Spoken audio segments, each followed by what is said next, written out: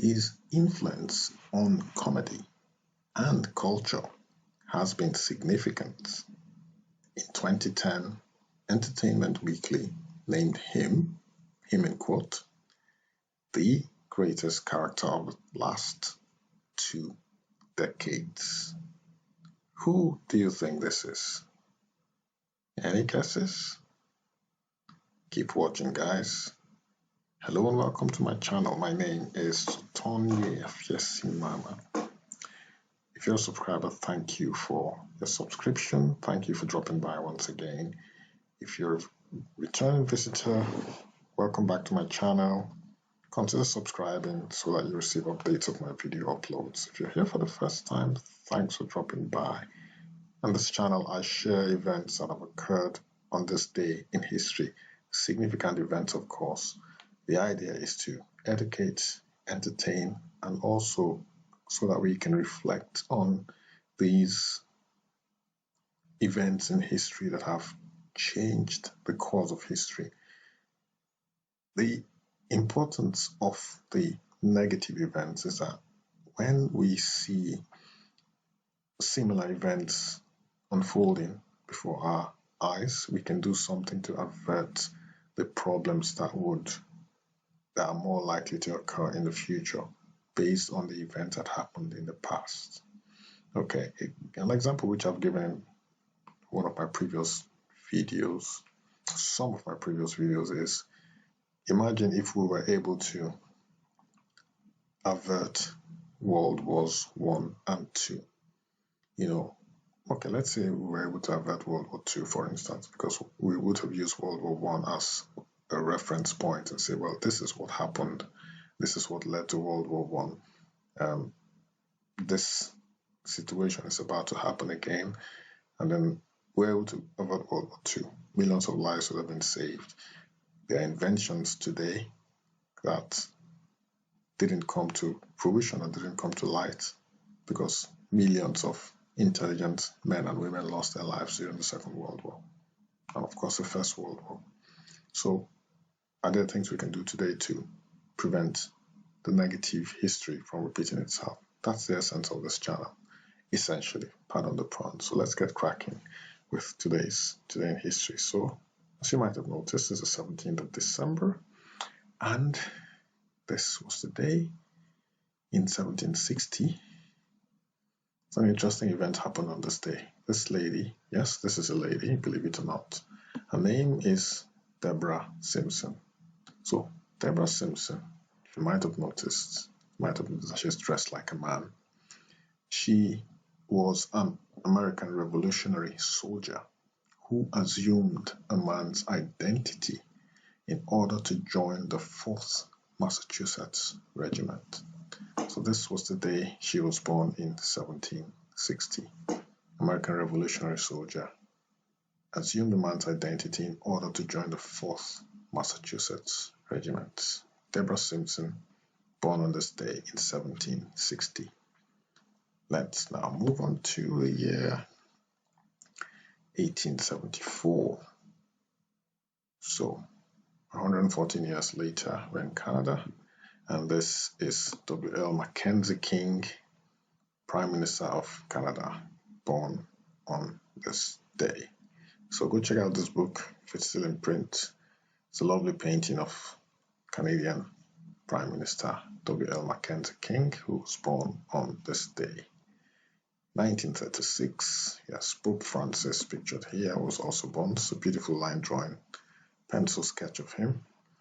Pope Francis from Argentina, born on this day in 1936. We're going out from Argentina to West Africa. The country is Nigeria.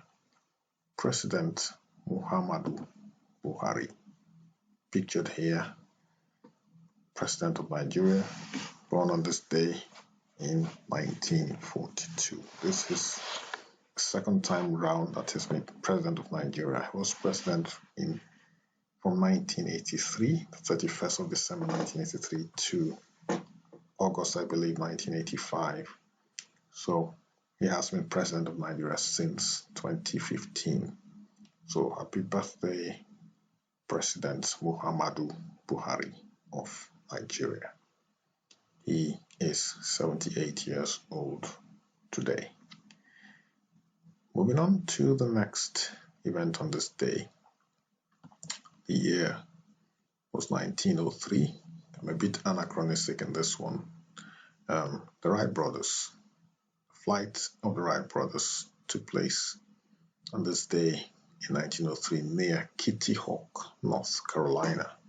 The brothers Orville and Wilbur Wright, pictured here, made their first successful sustained flights in an airplane.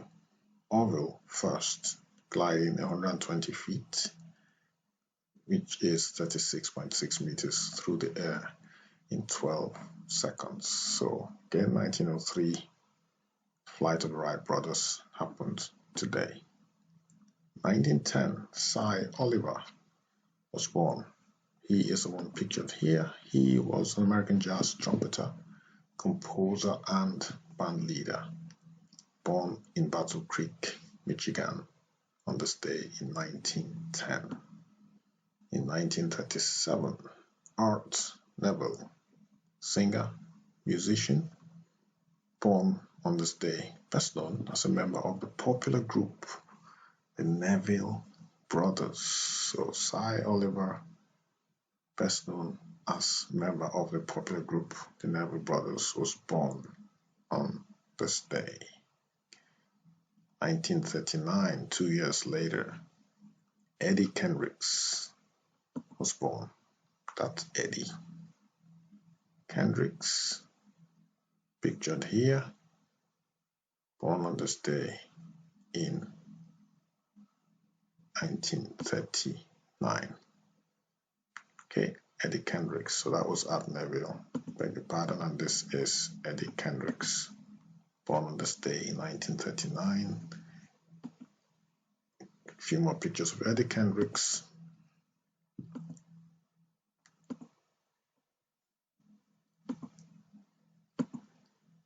Okay, now singer Eddie Kendricks was born in Union Springs, Alabama, best known as one of the original members of the Motown group, The Temptations.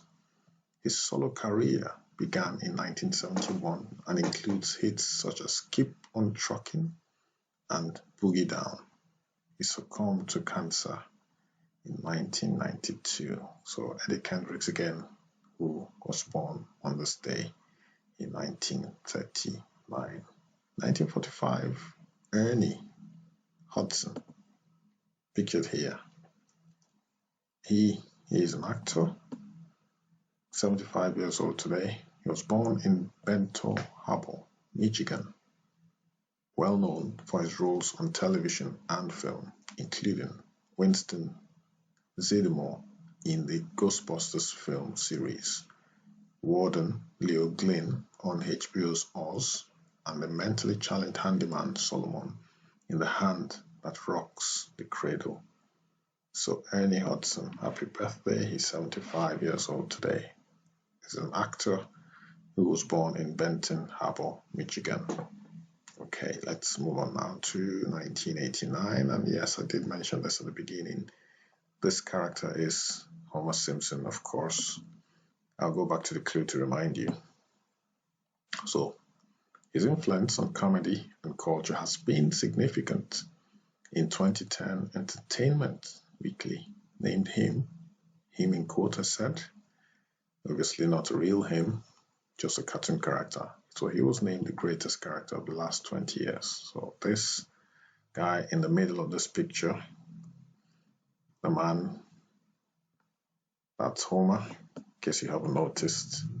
Yes, his character made its debut on this day in 1989. He appeared as a cartoon short on this day. The animated television series The Simpsons made its debut as a Christmas special. The year again was 1989. It became a weekly series in 1990. So it was so popular that it got a weekly slot. Okay, and on this day in the year 2002, Robert Johnson, the billionaire founder of Black Entertainment Television, became owner of the National Basketball Association, the NBA, Charlotte expansion franchise, making Johnson the league's first African-American majority owner and the first African-American owner in a major professional sport. So this is the BET owner who became owner of the National Basketball Association. Okay. Obviously in 2001, became the first African-American billionaire. On that note, folks, we have come to the end of today's Today in History. Hope you enjoyed watching this. I'll see you tomorrow for another edition of Today in History. Thanks for dropping by once again. Stay safe.